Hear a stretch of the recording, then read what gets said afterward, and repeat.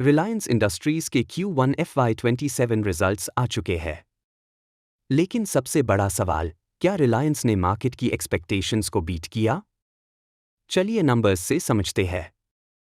Expected 2.48 lakh crore के आसपास।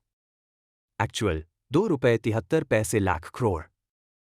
मतलब रेवेन्यू ग्रोथ एक्सपेक्टेशंस से बेटर रही। 2. नेट प्रॉफिट एक्सपेक्टेड वनेट 519 करोड़। एक्चुअल ₹20,946 करोड़।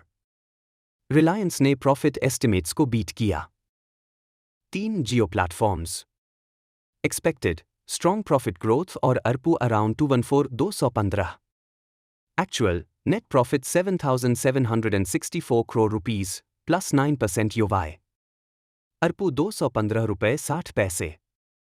जियो की मोनेटाइजेशन स्टोरी स्ट्रॉन्ग बनी हुई है। 4. Oil to chemicals O2C business expected better refining margins की वजह से इंप्रूवमेंट की उम्मीद थी। एक्चुअल O2C परफॉर्मेंस एक्सपेक्टेशंस से बेटर रही और अर्निंग्स का मेजर कंट्रीब्यूटर बनी। 5. Reliance retail expected stable recovery की एक्सपेक्टेशन थी। एक्चुअल रिटेल बिजनेस ने हेल्दी ग्रोथ मेंटेन की। रेवेन्यू ने एस्टिमेट्स को बीट किया।